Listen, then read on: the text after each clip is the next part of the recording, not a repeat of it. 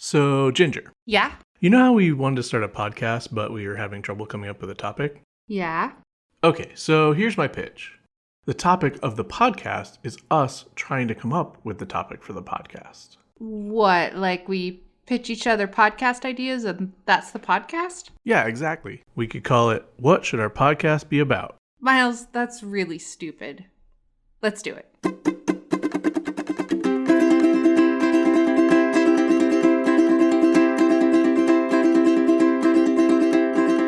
What should this song be about? I'm trying to figure it out. What should this song be about?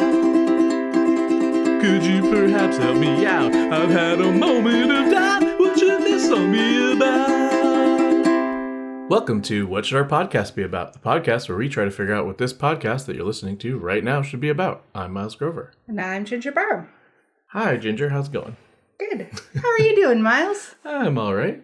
What did we do last week?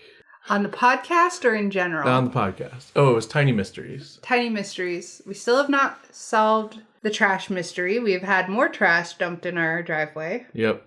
We moved our trash to the garage, and so the dude just dumped it in the driveway. Also, if you're thinking about moving your trash to the garage, don't. Yeah, that was a mistake. It made our whole garage smell Our garage bad. smelled incredibly bad. And then our car smelled bad also when it was in the garage. Yeah. So this is now a garbage advice podcast. So idea number 1 this week is a garbage advice podcast. Yeah. Where we give garbage advice that's also advice about garbage. Yeah. Garbage advice about garbage. Yeah. Okay. Yeah. Put your garbage in the garage. It'll go very well. That is garbage advice about garbage. Yep. Yeah. Okay.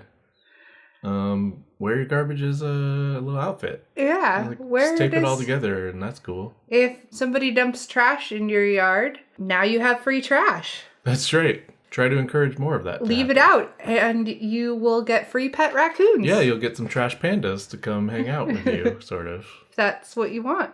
And they'll do you a favor and spread the garbage all over your yard. And then you've got yard decorations. That's right. And you'll be the envy of all your neighbors. So this is a very bad idea for a podcast. Yeah.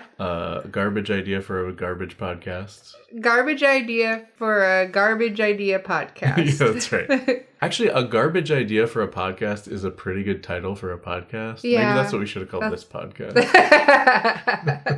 Do you want to start? Do you have an idea? I have one idea. Okay. My one idea this week is called LOL Pranked. LOL Pranked? Like LOLPRANK''D. Uh-huh. Yep. And it is a podcast where we come up with just like really dumb pranks. Okay. Yeah, like where you're like, oh, that's, I guess, you know the episode of New Girl I was where going to say like the guy in New Girl that has all the really dumb where he pranks. like goes either like way too big or way too small. Yeah. Except my thought was like all of them would be just like way too small. All way too small stuff. All way too small where like I moved one of your shoes to a different location in the room. Right. LOL pranked. You like jump out and shout that at the person. Yeah. And they're like, okay. Yeah. Okay. Yeah. And so the podcast would just be coming up with these bad pranks. Yes. Is there... We could come up with way over the top ones too. Well, I was going to say, is there meat on the bones? Because a lot of the pranks, at least that are coming to mind, that are just very dumb pranks, are just like moving the person's That's one of the pranks. Or, That's one of the pranks. Is there meat on the bone? So I just like made you a T-bone steak, but it's just a T-bone. Okay. So I said I was going to be dumber this week. You just hand someone a T-bone and you're like, lol, pranked. No meat on these bones. Lol, pranked. And then the person's like, oh, I guess I have to go get dinner now. Yeah. Lol, pranked. Yeah. All right. Okay. I don't know if it has... I don't know if the podcast itself is more than just handing the listener a T-bone with no steak on it. Fair enough. But, okay. All right. I could talk about some of my ideas, because that's what we do on this podcast. So, I guess my first idea is called 10,000 Nasty Draculas.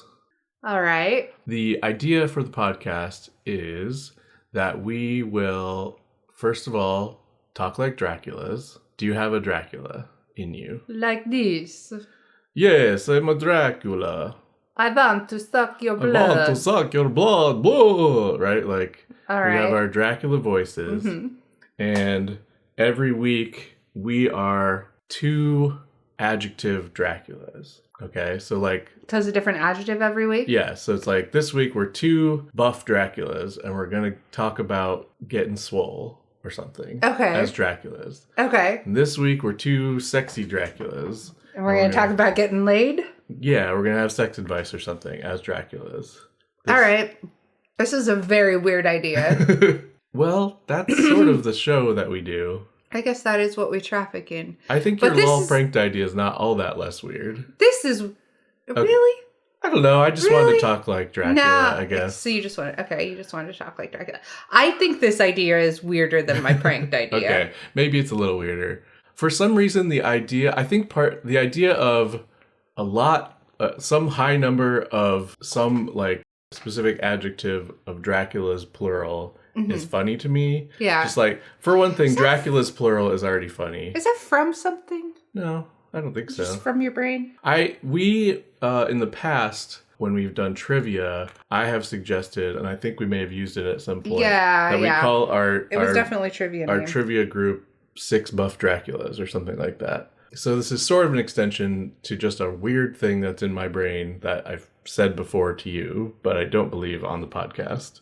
I have mixed feelings about this idea. Do you like to talk like Dracula? Not really. Why don't you get into it and try it for a minute? Let's try it for this podcast we're doing right now. Blue. I feel like I'm not very good at talking like a Dracula. That's not bad. Sometimes I slip into some kind of weird Italian accent. My name is Vlad. You were just giving me you were giving like Nadja from What We Do in the Shadows kind of vibes, which I think is pretty good. Cool. She's a Dracula basically. Yeah. I guess if we watched more What We Do in the Shadows, I would probably be more excited about talking like a vampire. Yeah. I mean, she doesn't have like a Transylvanian accent that is probably not even real. I don't know. Would this be like a Dracula advice podcast? Would it like, what's the conceit of it? Would it be kind of along the lines of What We Do in the Shadows? I think it is. I mean, What We Do in the Shadows is a fiction thing about some vampires living in a house together. Right. And I don't think it's that particularly, but it's not that. Because we're pretending to be vampires. Yeah. Vampires that are giving advice about sex and working out. And whatever, yeah. Yard work, maybe? I don't know if it's always advice or just talking about a topic. Or how to keep people from dumping their trash in your yard. Okay, so what would be the adjective? I like this one. You do? I do. I don't know if we should go through more ideas. I kind of just want to do this.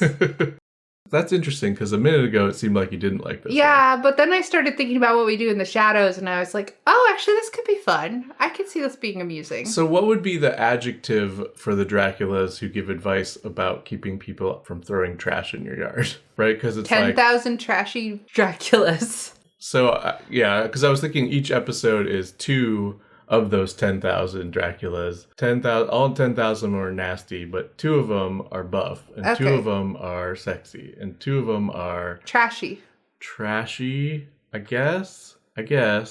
2 garbage vampires with a garbage podcast.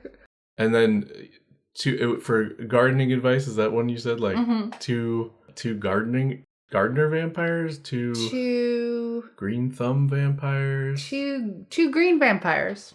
Just green? Yeah, just green. Okay. 2 floral vampires. 2 floral vampires. Or something. I feel like actually the gardening one would probably be short, because like, I mean, unless you can figure out like a really decent way to garden at night.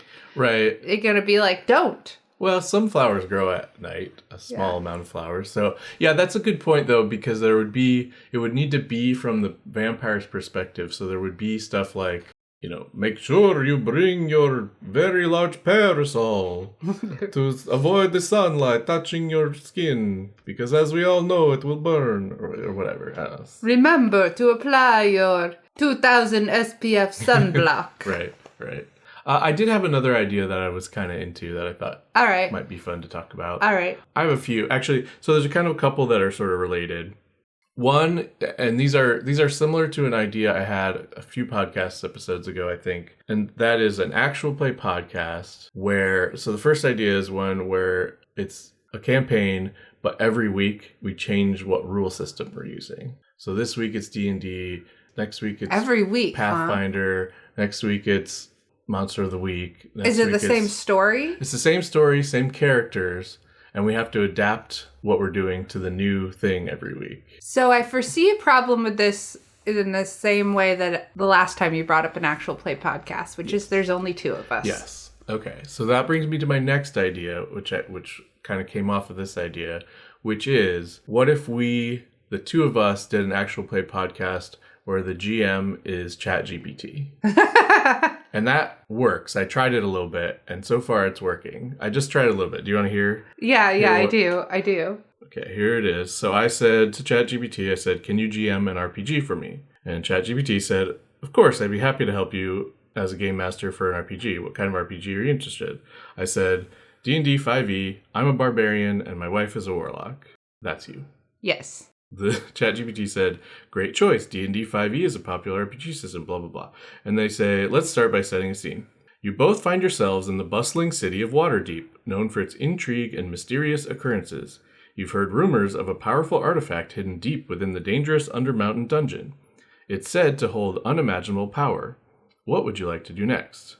And I said, I go to a tavern and loudly introduce myself to everyone there. My name is Crowjar the Kicker. I demand that someone tell me more of these rumors of the powerful artifact in the Undermountain dungeon, or else I start kicking. ChatGPT says, Crowjar the Kicker's booming introduction grabs the attention of the tavern's patrons. Many look your way, some intrigued, others wary. A scruffy-looking gnome sitting at the bar seems unfazed and motions for you to come closer. As you approach, he leans in and whispers, I have heard whispers of the Undermountain treasure, but it's a treacherous place full of traps and monsters. If you're truly set on finding it, seek out Halaster Blackcloak, the mad mage who supposedly controls the dungeon. But be warned, he's as unpredictable as they come. Meanwhile, your wife, the warlock, has been quietly observing the scene. What would she like to do or add to the conversation? And that's as far as I got. Okay. So we could try this a little bit and see how it goes. Okay. Yeah. I mean, I kind of like this. I kind of feel like even if we don't do it on the podcast, we should probably play around with it regardless. Yeah. Maybe we found a way to play D&D without a group. Yeah. I'm curious to see where it kind of goes off the rails, because it seems like at some point it will go off the rails. Yeah. Especially because I feel like ChatGPT can only keep a certain amount of stuff in its memory. Yeah. So once we get to a certain point, it might just start over or do something weird. I don't know. It might be a very short campaign. Well, or it might just get wacky, or we might do the same thing multiple times. Yeah. Or I don't know. Yeah. Right? Yeah. It would be interesting to find out regardless. I don't know if it would work for an entire podcast, but I'm intrigued. It could. I mean, we would definitely have to, it would take some editing and stuff, right? To at least, at the very least, edit out the okay, now I'm typing what Ginger says or whatever. Yeah. Oh, and I forgot to say the name of the podcast. Okay. It's Roll Against the Machine. Okay, that's very good. Right? That's very good. Yeah. Okay. So, do you want to just try this right now? What would your warlock do? You don't have to be a warlock. You could pick a different class if you wanted to. I just said warlock. I can be a warlock. That's fine. So we don't have to start over. Okay, that's fine. I'm fine with being a warlock. Okay. What was his name? Halaster Blackcloak? That's the guy that the gnome is saying we should go see. Okay. I ask him where we can find Halaster Blackcloak. Okay. So I'm going to say, what's your warlock's name? Just quick. Edwina. Okay. Edwina? That's not a very good warlock name. Warlock. Okay. Do you want to do a different name? Morovka. Morovka the warlock approaches the gnome and asks where we can find Halaster Blackcloak. Okay, so ChatGPT says, Morovka approaches the gnome, her warlock aura emanating an air of mystique. The gnome looks at her with a hint of fascination and fear before responding. Finding Halaster Blackcloak won't be easy. His lair is said to shift within the Undermountain, and he's known to be eccentric and unpredictable. Some say he resides in the deeper levels near Skullport. He leans in closer, lowering his voice even more. But be careful, lass. Halaster's not one to be trifled with. He's as likely to help you as he is to turn you into a toad. Prepare well and gather allies before venturing into the Undermountain. What would you like to do next? All right.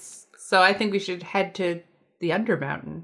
Yeah, so I guess one thing that I'm getting from this is that, like, this plot already doesn't make very much sense, because if there's a treasure within in the Undermountain dungeon, and the dungeon is controlled by Halaster Blackcloak, the Mad Wizard, literally what reason would he ever have to help us find it or get it at all, right? Isn't he the villain that we need to defeat or something? Yeah. Right? But that's fine. Whatever. But he knows where the treasure is. Well, he apparently controls the dungeon. But he's it's not his gonna. treasure. He's not gonna help us. Well, he probably isn't. But why would we ever think he would to begin with, right? Why would this gnome? Maybe this gnome is just an idiot. But I think my character is probably also an idiot. Okay. So I think that's fine. Yeah, that's fine. My character is not. I think my character is not an idiot. My character, I think it'll be funnier if my character's not an idiot and is just constantly exasperated with you. Warlocks aren't particularly like intelligence-based casters. They're charisma-based. So you wouldn't necessarily have a reason to be especially smart, but you also wouldn't necessarily completely dump the intelligence stat like I definitely did with my character. That I haven't actually rolled up or anything, but I assume I definitely would. This character is probably going to have an 8 intelligence and an 8 wisdom. Because that's the fun way to play barbarians, if you ask me. Okay, so so you think we should go to the Undermountain? Yeah, I'm going to say let's prepare and go to the Undermountain. Let's really prepare. This guy's definitely not going to help us. I think we're probably going to have to threaten him a lot. You're good at threatening. Yeah. I'll definitely do intimidation on him or something. All right, so I'm going to say to ChatGPT, Crowjar slaps the gnome on the back and bellows his thanks. He foolishly announces to the whole room our plan to go to the Undermountain and buys the gnome an ale. See, this is where I see a problem too, is because, like, if I want to interject and be like, I slap my hand over your mouth or something, you know, like, how do you interject when you're doing ChatGPT early? You probably don't, but I think that's kind of not a great way to play anyway. It's not very yes and, right? As far as, like, improvising a story together. Yeah, well, I guess, like, I'm just saying, like, how do I yes and really in this situation? Yeah, I mean... Like, I should react probably to the fact that you're announcing this to the whole tavern. Right. You could do something like try to back into the shadows because you feel awkward. Okay. Or you could yell, haha, this guy's drunk, or something, right? Like, there's things you could do. Okay. All right, do you want to hear what ChatGPT responded? Yes. Crowjar's hearty slap on the gnome's back nearly sends the small fellow toppling off his bar stool, but he manages to steady himself. The gnome grins and accepts the ale with a nod of gratitude as the tavern patrons watch your display with a mixture of amusement and curiosity. Word of your bold quest to the Undermountain quickly spreads throughout the tavern. Excellent. Which doesn't make sense because the tavern already heard it. Word doesn't need to spread, but right. Whatever. And a few brave souls approach, expressing interest in joining your adventure. A burly dwarf and a nimble elf ranger step forward, introducing themselves as Thrain Ironbeard and Illyra Swiftarrow, respectively. They've heard tales of the treasure and are eager to share in the spoils. Morovka, Crowjar, Thrain, and Illyra find themselves forming an unlikely party. With your newfound companions, you've taken your first steps towards the treacherous depths of the Undermountain.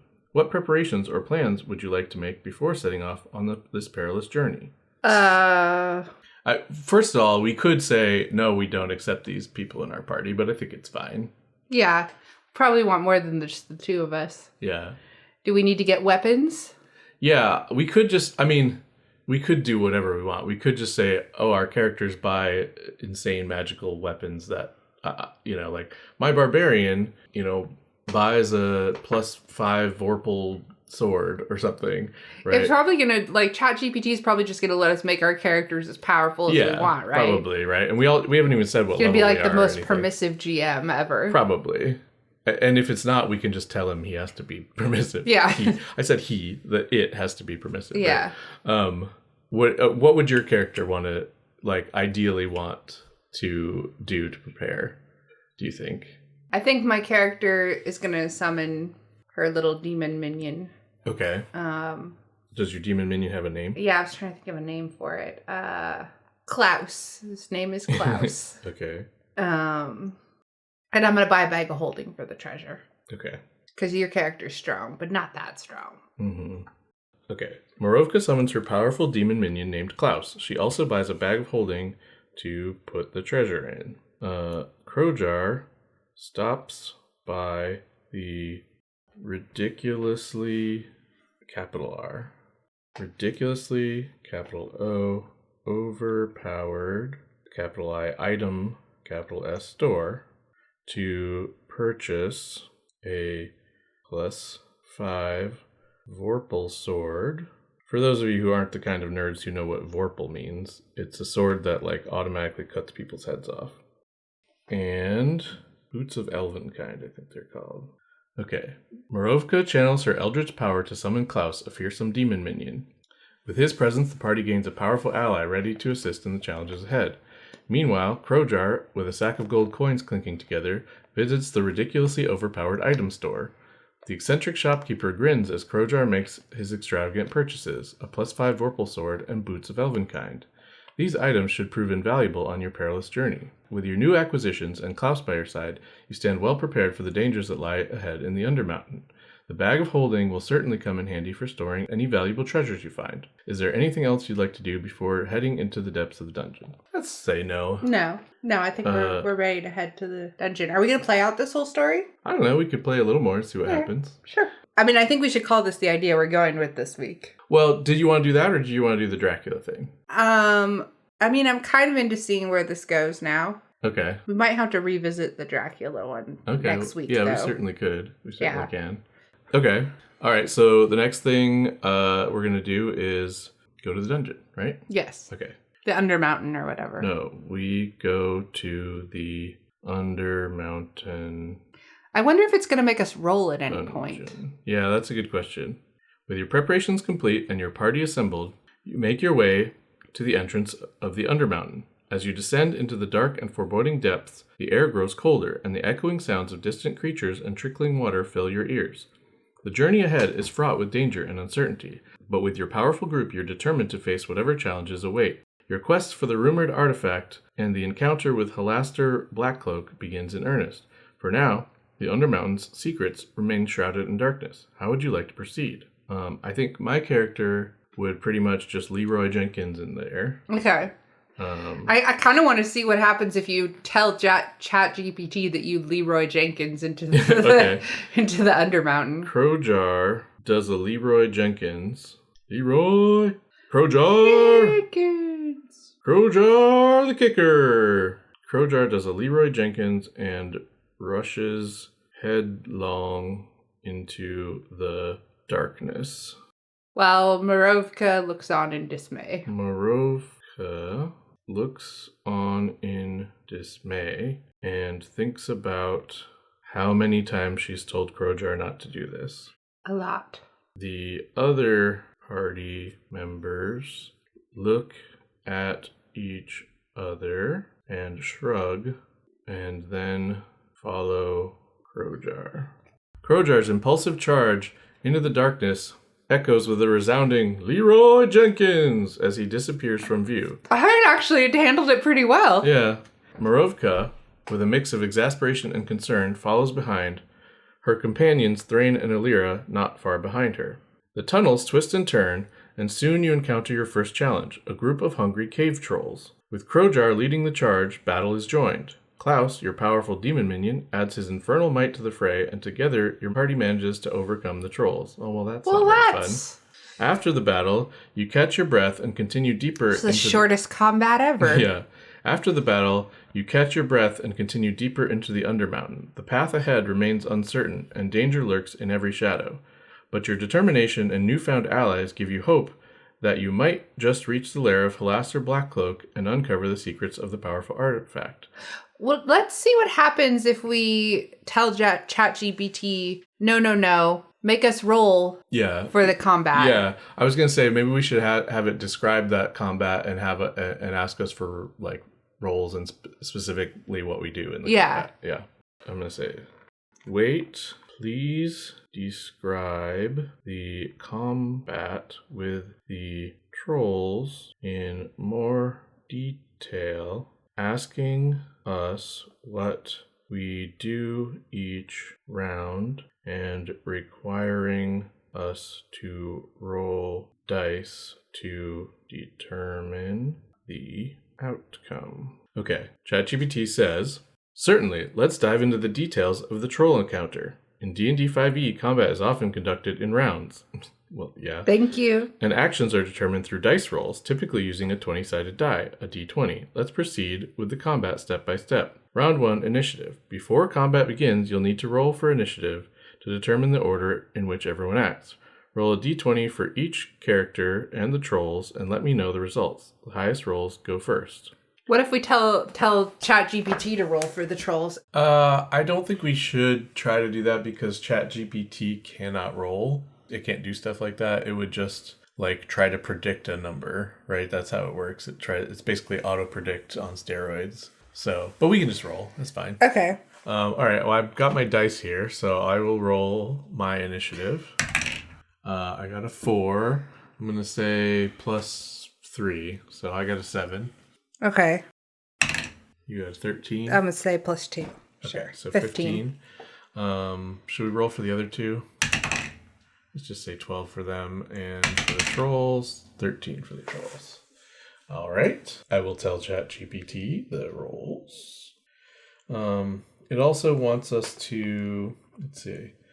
Trolls are upon you, their grotesque forms snarling with hunger. Krojar, Morovka, Thrain, and Alira prepare to engage. Please declare your actions for this round, and I'll determine the outcome based on dice rolls. Okay, so it says, for example, Krojar might say, I swing my +5 Vorpal sword at the nearest troll, while Morovka could say, I command Klaus to attack the troll on the left. Okay. This is already, so this is definitely like more annoying than playing D&D. Yeah, especially just the interface with it. Yeah, you gotta like put in all the actions at once. Yeah, I guess so. Which doesn't totally make sense, but yeah, and you don't get to be like, oh, this thing happened, so now the next person's gonna do this. Right. Well, so you have the highest initiative actually. So why don't we just put in your action and then we'll see what it says. Okay. So yeah, sure. I send Klaus after one of the trolls. Okay, Morovka is first to attack. She sends Klaus after one of the trolls. Thanks for the initiative rolls. Morovka, with her quick thinking, commands Klaus, her fearsome demon minion, to charge at one of the trolls. Klaus lunges forward, claws extended, attempting to rend the troll with his infernal might. Let's roll to see how Klaus's attack fares. Roll a d20 for Klaus's attack. Okay, roll it. And add any modifiers you have. All right, let's say he's got like a +2 as well. Okay. So he got 12. Okay. He probably has more than +2. Okay. +5, we'll say. 5, sure. All right, so it's a 15. Okay. Klaus's claws find their mark as he slashes at one of the trolls, sinking deep into its flesh. The troll howls in pain as it takes damage. Roll a d6 to determine the damage Klaus deals to this troll. Add any relevant modifiers. This will determine how much hurt Klaus inflicts on the creature. So here's a d6. I wonder if we had said, like, Klaus got a 1, if it would have done, if it would have actually made the attack fail. We should do that on the next one. Yeah. 1. Well, that's for the damage, though. Yeah. I think Klaus probably, as a demon, should deal fire damage, which is good against trolls. Okay. And let's say he's got a +5 to attack, or to damage. Okay. Klaus's fiery attack sears through the troll's flesh, dealing 6 fire damage. The troll recoils in agony, its wound smoldering. With Morovka's action resolved, it's now time for the trolls to retaliate. Is that true? Yeah, I think they were next. Okay. One of the trolls, enraged by the fiery assault, lunges at Klaus, attempting to strike back. The other troll, however, focuses its attention on the nearest party member, which is Crowjar. Roll a d20 for the troll attacking Klaus, another for the one going after Crowjar to determine if they hit. We'll see if your party can dodge these incoming blows. Okay. This is tedious. A little bit. All right, so the first one, let me reroll that. The first one got a 4, and the second one also got a 4. I mean, if nothing else, it's tedious to just have to like type what you do after you do it. Yeah, I agree. Certainly, like, not the best for an audio medium, I would say. Yeah, I don't know. Do people like the sound of dice rolling and then me saying what I'm typing as I type it? Yeah. Is this ASMR for anybody? All right, ChatGPT says, both trolls swing wildly in their fury, but their attacks miss their marks entirely, thanks to your party's agility and Morovka's quick thinking with Klaus. Now it's Crowjar's turn to take action. No, it isn't, but that's okay.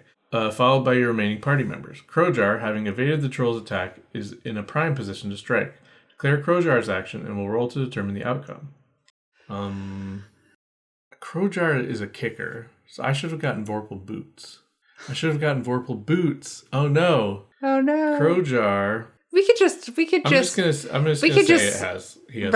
that you've got Vorpal Boots. Yes. Crowjar actually has +5 Vorpal Boots, which he is proficient with. He kicks a troll in the face. Crowjar's +5 Vorpal Boots. Quite the formidable choice. Crowjar opts for a powerful kick to the troll's face. Let's roll to see if the attack connects and determine the outcome. Okay. I rolled a 7. +5 is 12. Plus, I'd say Crowjar probably has an 18 strength, so that'd be plus another 4. So 16. You know what I feel like this is proving to me? What's that? How important a good DM is. Yeah. Well, and not just a good DM, but like talking to someone rather than trying to type things like this. Yeah, that too.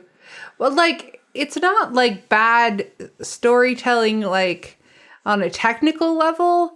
On a technical level, it's like, it's fine, but it's not particularly interesting. Yeah, I mean, it's definitely a very basic D&D module type of thing. Yeah. But at the same time, it is doing a pretty decent job. I mean, it didn't get the initiative order quite right, because Crowjar should have gone last. Yeah. No, I mean, it's doing a decent job for an AI, for sure. Okay.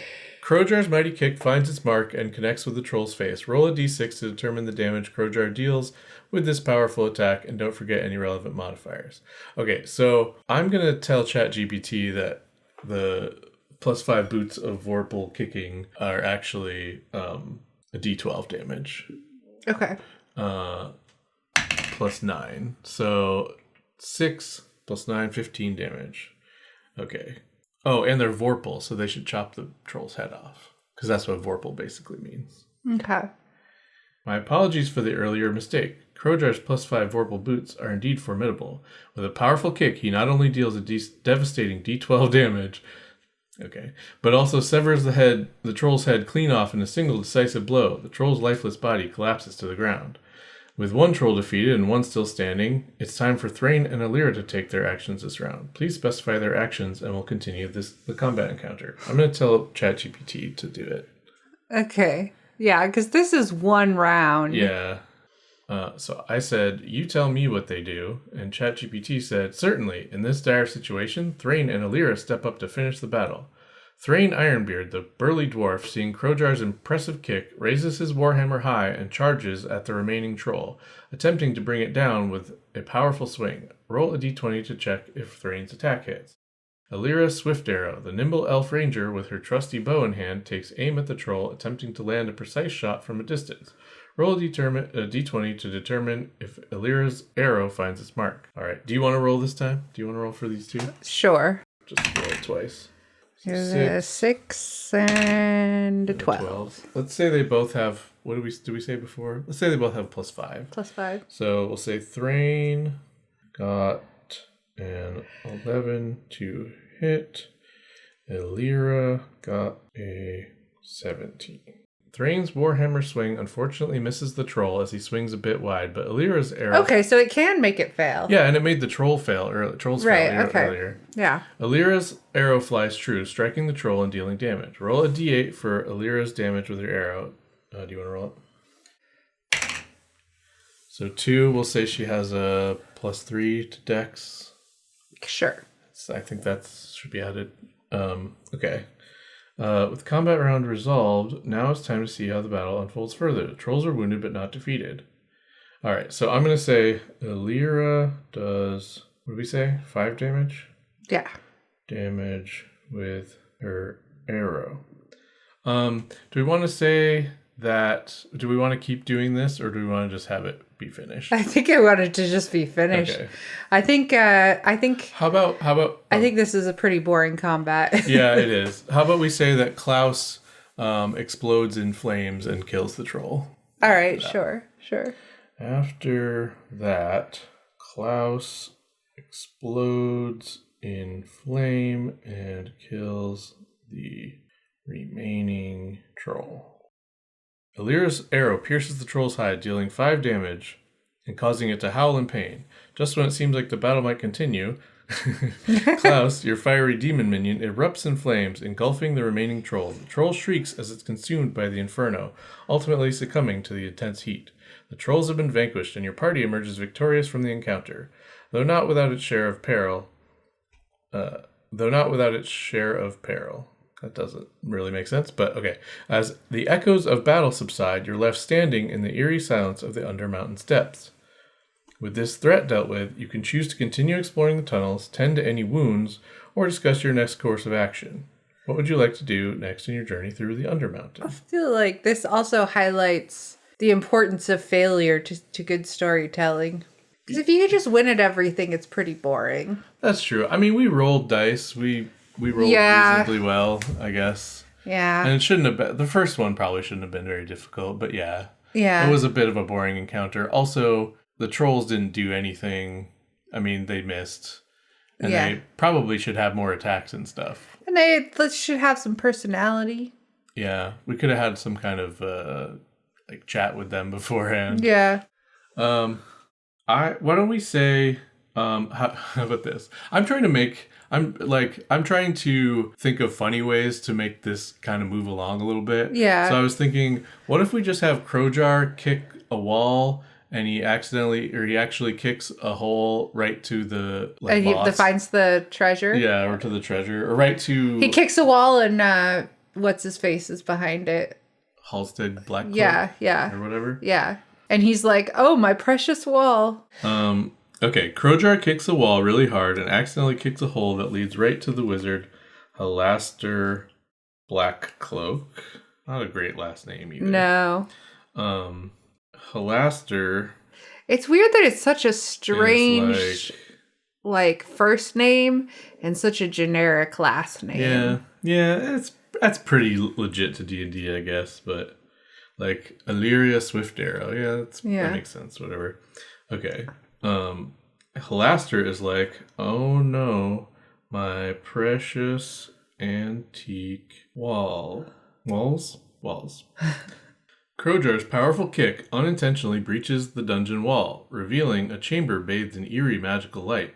Inside, you find none other than the legendary wizard Halaster Blackcloak himself, looking startled as he exclaims, "Oh no, my precious antique walls, what do you think you're doing?" Halaster, known for his eccentricities, is dressed in a mishmash of colorful robes and hats. He has multiple hats. He eyes your party with a mixture of annoyance. He's got hats on top of his hats. He's got hats for sleeves. He's got hats for shoes. Halaster, known for his eccentricities, is dressed in a mishmash of colorful robes and hats. He eyes your party with a mixture of annoyance and curiosity. How would you like to respond to Halaster Blackcloak's unexpected presence and his concern for his, quote, antique walls? Let's do something ridiculous. Yeah, we should. Let's just be as ridiculous as possible. Could you throw a boot at him? I feel like... Or what if you go to kick him and one of your boots flies off? What if I just, admire his boots that are actually hats? And I say like, what if you a ask magical him? kicker. What if you ask him if you can have one of his hats? What if I ask him if I can have 5 of his hats? Yes, ask him if he can have 5. You can have 5 of his hats, and I want to see how ChatGPT handles it. Okay, so I'm going to say Crowjar, who is always impulsively jumping in to act before anyone can stop him, says to Halaster, Can I have 5 of your hats? wow, I love your shoes that are actually several hats. Can I have your left shoe, which is actually 5 hats? 5. I'm going to say, can I have 5 of your shoe hats? Halaster blinks in surprise at Crowjar's compliment and unusual request. He looks down at his own mismatched and multi-purpose attire, which includes the peculiar shoe hats. Well, I suppose if you're that taken with them, Halaster chuckles, reaching down and effortlessly detaching 5 of his shoe hats, which he then hands over to Crowjar. Just remember, they're not your average footwear. Okay. I think that was already I guess clear. kudos to ChatGPT for rolling with it. Yeah. As you receive the shoe hats from the eccentric mage, you notice that they have various magical properties, each granting a different enchantment when worn. Halaster seems more amused than bothered by the unexpected encounter. Is there anything else you'd like to say or do while in the presence of the infamous wizard, Halaster Blackcloak? Okay, well, since he gave the hats so easily, we should be like, can we have your treasure? Okay. Morovka. Thank you for the hats. May we also have your treasure? Morovka, who is the brains of the operation, sees how easily Halaster parts with his magical shoe hats and cannily decides to ask him, quote, can we have all your treasure? Particularly the famed, what was it that we're coming here for? Magical item that is guarded by this dungeon? Morovka's shrewd request catches Halaster's attention, and he strokes his long tangled beard thoughtfully. Ah, you're after my prized possession, are you? He muses, grinning mischievously. Well, adventurers, I do enjoy a good bit of chaos and amusement. If you can entertain me with a riddle or tale, I might just consider granting you access to my treasure room. Halaster's love for eccentricity and whimsy is well known, and it seems he's more interested in entertainment than the actual treasure itself. What riddle or tale would you like to offer to appease the eccentric wizard and gain access to his treasure room? Okay, I think Crowjar pulls out a copy of The Cat in the Hat and starts reading it. Crowjar can't read. Okay. Unfortunately. Crowjar has The Cat in the Hat memorized. it is, Okay. It is his only book. Crowjar pulls out a copy of The Cat in the Hat, and although he is illiterate and cannot actually read the book, he has it memorized. I actually have a lot of The Cat in the Hat memorized, so this is pretty true to... I mean, there's a reason I picked The Cat in the Hat. We saw him pick up all the things were down. He picked up the cake and the rake and the gown and the fish and the string and the milk and the dish and the something and something and something. I mean, and shout out to Vampire Cat Comics, which has its own little series of comics based on the Cat in the Hat. That if you aren't already reading Vampire Cat, you should be. Those are some of my absolutely lowest liked things on Instagram for that comic. Well, it's interestingly enough. Well, it is highly underrated. Apparently. Okay. So here's what I'm saying. Crowjar pulls out a copy of The Cat in the Hat, which he had secreted in his furry underwear.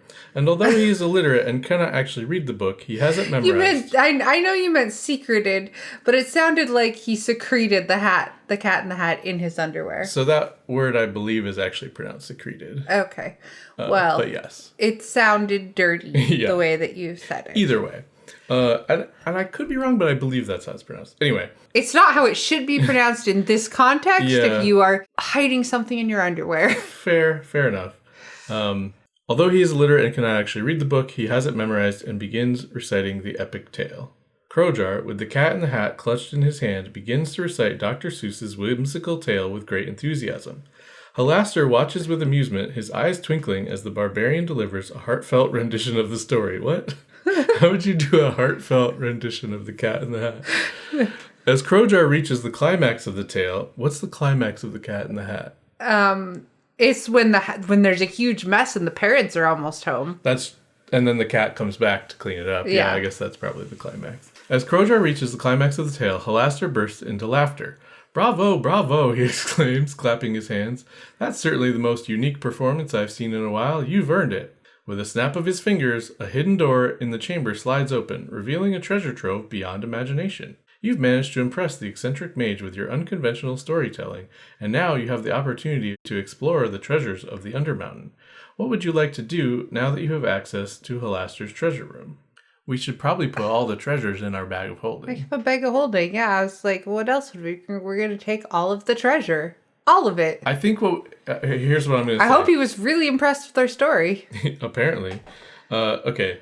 I'm going to say Morovka takes her bag of holding and one by one she drops each piece of treasure into the bag.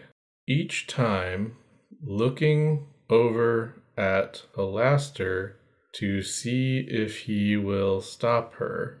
Morovka, with her bag of holding at the ready, starts collecting the various pieces of treasure from Halaster's trove and storing them safely within the magical bag. She keeps a watchful eye on the wizard, expecting him to object at any moment. To your surprise, Halaster doesn't intervene. Instead, he continues to chuckle and watch the proceedings with a glint of amusement in his eyes. It appears he's thoroughly entertained by your actions and has no intention of stopping you from claiming the treasures. With each piece of wealth added to your bag of holding, your party accumulates a fortune's worth of magical items, gold, and other valuable artifacts. Wait, with each piece is a fortune's worth of magical items, gold, and other valuable artifacts? Okay. You've certainly made an impression on the enigmatic mage. Is there anything else you'd like to do while you have access to this treasure room, or do you plan to leave with your newfound riches?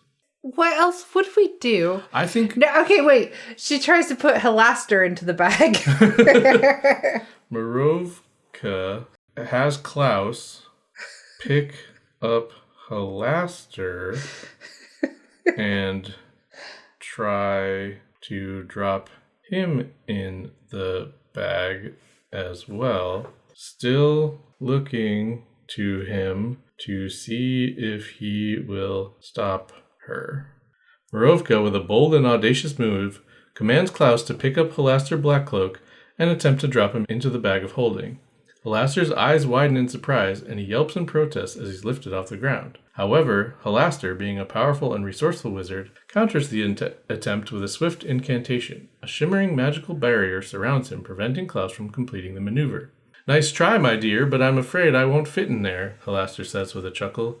Dispelling the magical barrier and floating back down to the ground, he seems to take your actions in good humor, though. With your treasure collected and your encounter with Halaster concluded, you have the option to leave the treasure room and continue your adventure in the Undermountain. What's your next move? Why would we continue our... Why don't we politely ask him if he'll climb into the bag? I was going to say we should ask him to open us up a portal to like a beach resort or something where we can take all our treasures and just chillax. Yeah. And see if we'll do that. Okay. Crojar pipes up to ask Halaster, hey bro, thanks for the sweet treasures and stuff. How about you use your magic-y stuff to open us a portal to a beach resort somewhere that is warm and has good... What do barbarians drink? Mead? Good mead and lots of babes. Lots of babes. Krojar's request for a portal to a beach resort with warmth, mead, and babes seems to tickle Halaster's eccentric sensibilities. He grins and waves his hand, conjuring a swirling portal of magical energy that shimmers with the promise of adventure. The adventure's over. Very well, my curious friends, Halaster says, gesturing toward the portal. Step through, and may your beachside escapades be as entertaining as your tales and antics here in the Undermountain. With the portal beckoning before you, you have a unique opportunity for a bit of relaxation and revelry before your next adventure. Do you dare step through into the unknown? I mean, obviously, we asked him to conjure it. Obviously, we're going to step through. Well, I guess it does need to ask what we're going to do, and it's trying to be whatever. Yeah. I'm just going to literally say yes. With a sense of anticipation, your party steps through the magical portal conjured by Halaster Blackcloak. As you pass through, you're enveloped in a swirling vortex of colors and sensations. When you emerge on the other side, you find yourselves in a tropical paradise surrounded by palm trees, white sandy beaches, and the sound of gentle waves lapping at the shore. The sun shines brightly overhead, and the scent of the sea fills the air.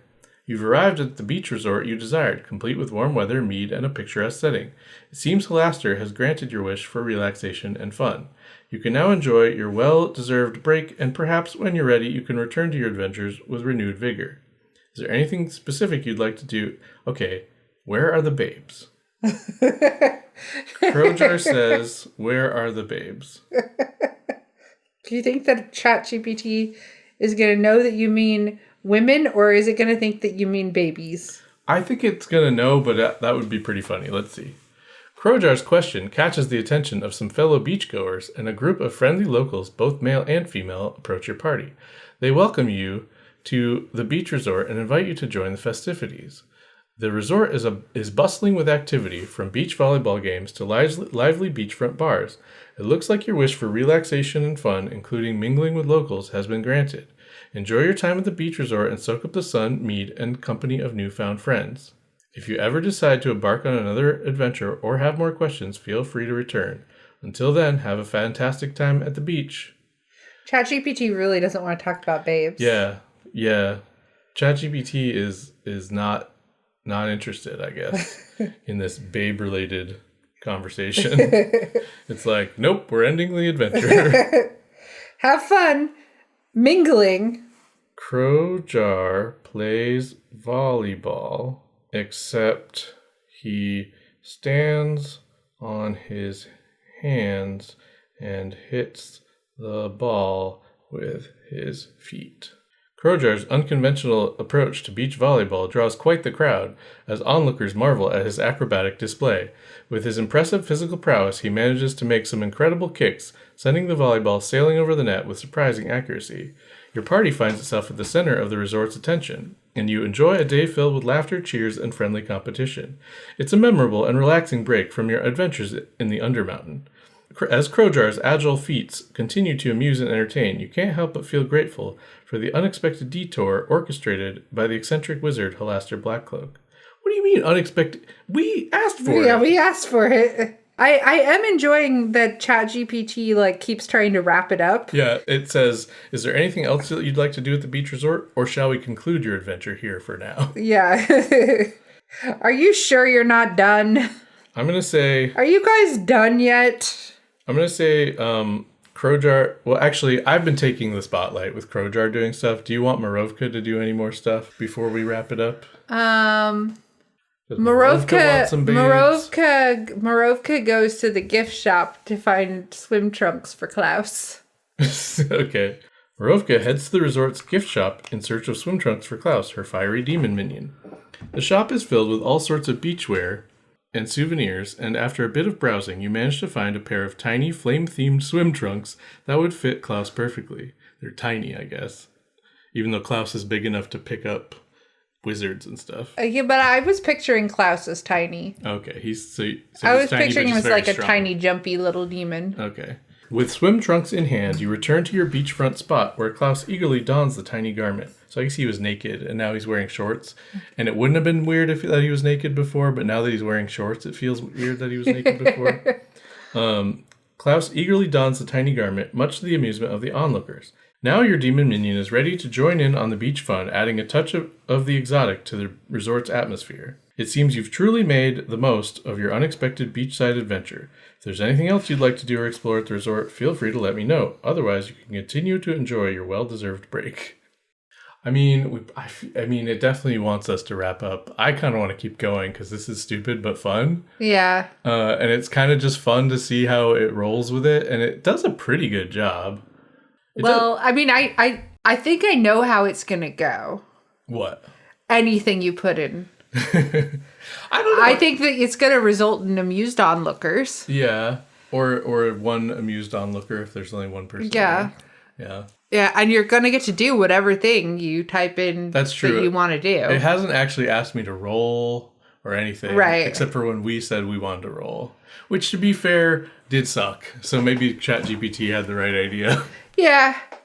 Yeah. I mean, I don't think it's a good way to play D&D. I don't think it's a substitute for having a group and a real DM for sure. Well, I mean, it's a substitute, but not a particularly great substitute. No. I was thinking my next thing should be to have Crowjar suddenly die of food poisoning or something and then go on an adventure in heaven and see what happens. But I think we probably should actually wrap it up there. Yeah, I mean, let's do that. Let's do that off air. And we'll let you know next week how it turns out. Yeah, I think there will turn out to be no babes in heaven for some reason. Yeah. Is my guess. Despite us explicitly telling ChatGPT that there should be babes. Yeah, despite the fact that Crowjar died and went to babe heaven, there won't be any babes there. It'll just be a bunch of pigs. Okay, that would be good, actually. That would be beyond, I think, ChatGPT's ability to make jokes and stuff. Probably. Yeah. Why haven't they built in any irony, sarcasm? It can make jokes, but it's not that good at it. Yeah. All right. Well, I don't know if this was a good episode of this podcast. I thought it was fun, but it was also very stupid. Yeah, I mean, it was fun. I think it was fun for us. It remains to be seen if it will be fun for the listeners. Right. Maybe I'll have to edit a lot of it out. We'll see, I guess. Yeah. If it's pretty boring, but okay. Well, should we talk about our social media? Oh, yeah. So follow us. You can find all of our links on our website, which is coolpodcast.website. We are on Twitter and Instagram at What Should Pod. You can find us on Facebook. Just look up What Should Our Podcast Be About? And email us your thoughts, comments, love, hate. Your ideas for podcasts. You should like us and review us and stuff on Apple Podcasts and any other podcasty things. Yes, please rate us. It's very helpful. If you listen on Spotify, you can check out, I'll probably have a dumb question on there because there's a Q&A function on Spotify. Our email is what@coolpodcast.website. Right. Or message us on social media. We're not hard to find. Yeah, there's lots of ways to get a hold of us, and we would be happy to be gotten a hold of about this podcast. Don't get a hold of us for other weird reasons. That's not cool. But for podcast reasons. I mean, unless it's interesting. Yeah. I mean, I guess if you're some sexy babes and you want to get a hold of us for sexy babe stuff. Crowjar's just me, I guess. Yeah. All right. Maybe next week will be vampires. Yeah, that could be good. And maybe next week we'll solve our garbage mystery. We did not solve it this week. Oh, that's true. We did get more trash dumped in our driveway, and we made a sign, so we'll see if that helps. We also got some footage of some raccoons getting into the trash that was dumped. Yeah. So that was cool, I guess. Yeah. Anyway. I mean, I do like raccoons, and I'm not blaming the raccoons. They're just doing what they do. That should be our outro. I'm not blaming the raccoons. They're just doing what they do. Yeah. Maybe that's our outro. I don't know. I'm not blaming the raccoons. They're just doing what they do. Thanks for listening. Bye. Bye.